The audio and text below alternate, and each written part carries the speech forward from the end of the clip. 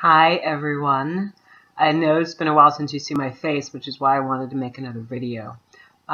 Since some of you asked about my sister's wedding, it all went very well. We had a great time in Florida, and I was the surprise officiant at the wedding. And if you ever want a whole bunch of family members to crowd around you all at once, be the surprise officiant at your sister's wedding. It was a great honor when she asked me, and then my mother swore us to secrecy, and so nobody knew outside of me and my younger sister and her husband.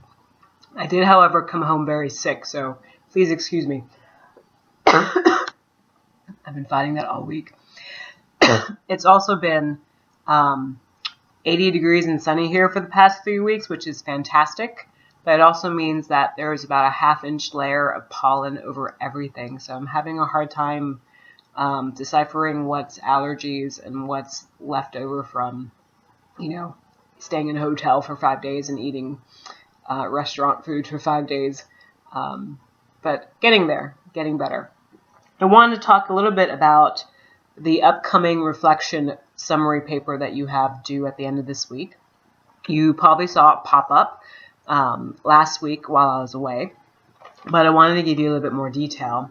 You'll notice that the instructions on the first half are the exact same instructions as on the first reflection summary paper.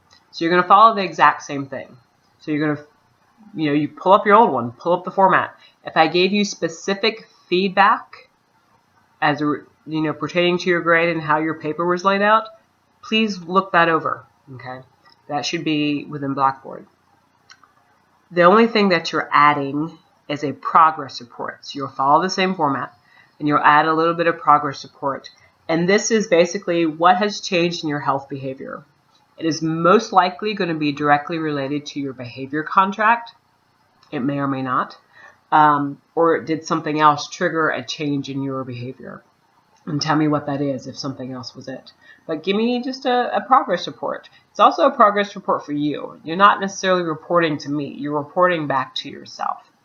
If there's been no change, tell me why. It's not a judgment call, but tell me why. Figure it out for yourself. There are goals you set for yourself.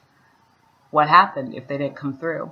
And if any of you are going into a profession in which you'll be working with people, this is something that will happen. Like they'll set goals, you'll be prescribing medications or exercise programs or something, and people won't follow through. And you have to understand the humanness behind what gets in the way of people not coming through with things that they have planned.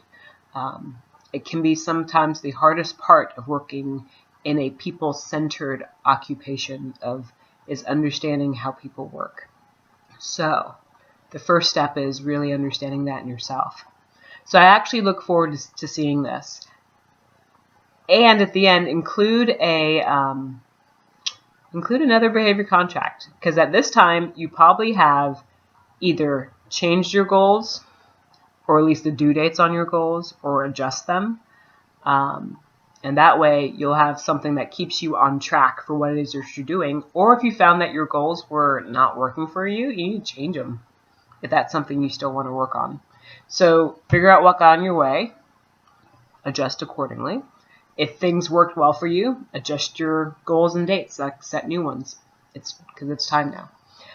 If you have no questions for me, have a great spring break.